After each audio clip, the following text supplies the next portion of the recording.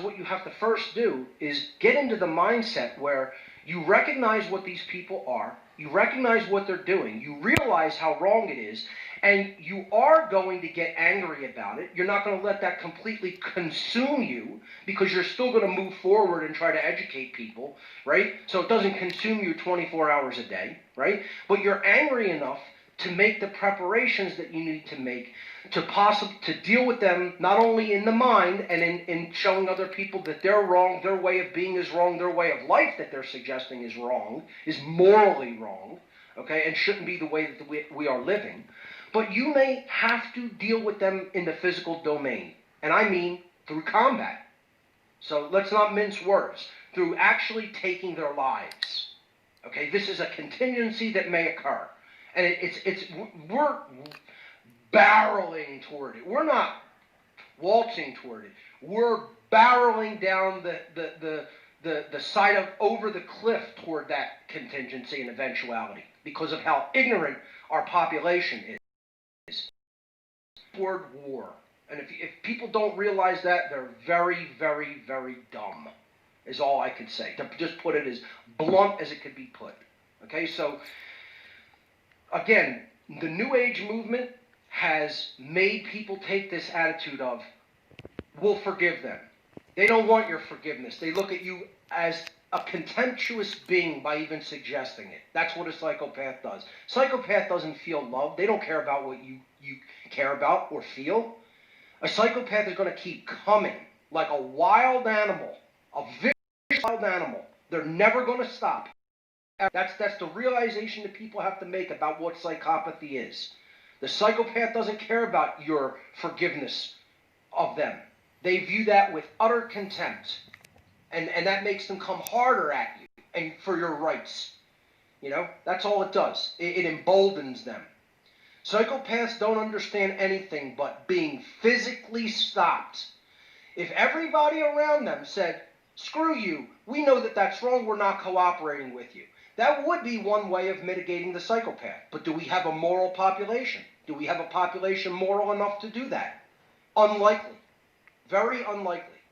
Okay? I want a moral population that's big enough to do that, where people, in a widespread way, fully understand the difference between objective right and wrong under natural law, fully understand objective morality, but we have to ask ourselves, do we have that?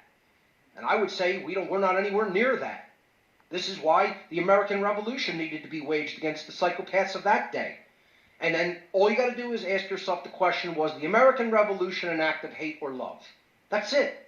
You know, this tells you sometimes you have to do vicious things to bad people. And the problem is good people who say that they're good people are loath to do those things. A movie that I highly recommend, a couple of movies I highly recommend people watch about this dynamic. I'd recommend watching the movie Equilibrium that puts this in allegorical form. I'd recommend watching the movie The Art of Self-Defense, which puts this in an allegorical form. I would recommend watching the movie Pan's Labyrinth, which is a very interesting esoteric one.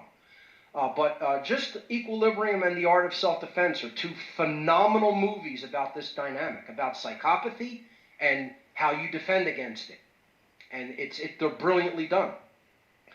But going back to what I'm talking about what led to the condition of us not being prepared or equipped to deal with the psychopath is the New Age movement has taught us all of these false notions, of what it means to be truly good or what it means to be awake. Religion has put these false notions in people's heads, cultural religions and the New Age movement religions.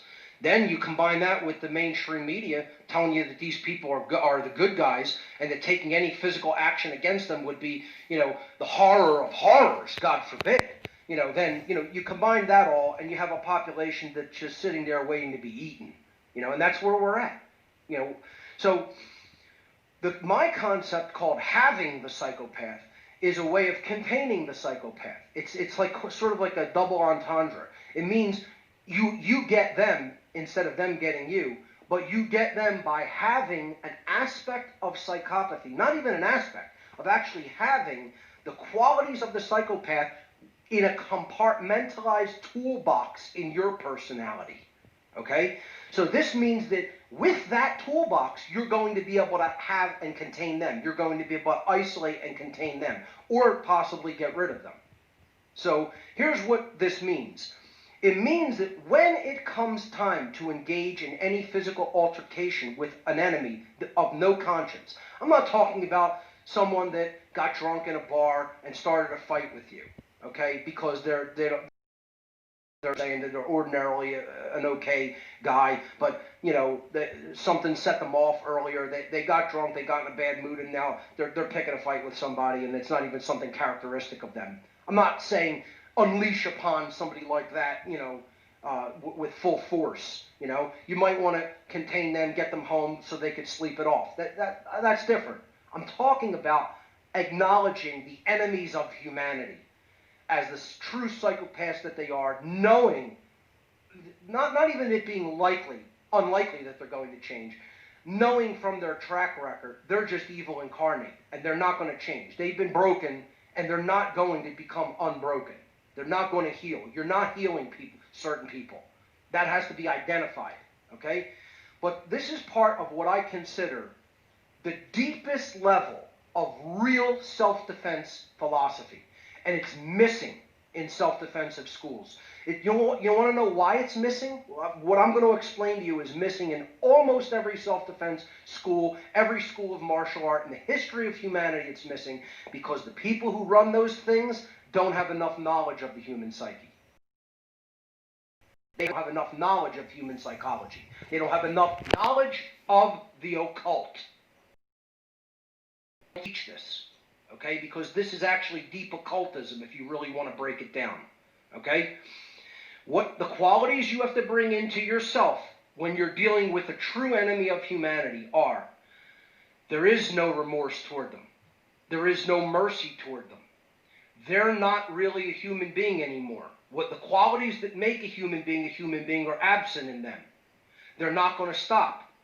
Therefore, I'm not going to stop. Okay? I'm not going to have any remorse for anything that I do to them when it gets switched on. Again, this isn't, your whole personality doesn't become this. Again, I'm talking about a little box that you keep tightly locked up so that you don't bring that out when it's inappropriate. And you keep it hidden away. You put this all way deep in yourself, and you have it. You have it. You own it. You possess it. That's what having the psychopath means. To own it, to possess it. Now, here's the qualities. You need all the same qualities. The only thing that will ever truly defeat a psychopath is having the psychopath inside yourself that you could bring out in a bigger way. And arguably, you could even use the word a more monstrous way. You have to become worse than them when the time comes to do physical combat. And you have to realize there are really 4 rules of engagement when it comes to a psychopath, to doing any kind of physical combat with a psychopath. No surrender, no retreat, no quarter, no prisoners. Those are the 4 rules of attrition war. A war of attrition has those 4 rules. Okay? So inside you got to switch off emotion. When you bring out the psychopath to do that type of true self-defensive war, you switch off your normal range of emotions. That means there is absolutely no mercy to the enemy. Okay? You're not engaging in the normal qualities that you would engage in. You're deliberately walling off qualities that are reserved for people who deserve them at this point. And you're saying you will receive none of these qualities. You will only receive the negative qualities because you've proven we can't coexist. We can't live in the same world together. And one of us has to go. And that's a hard thing for most people. Most people don't have that.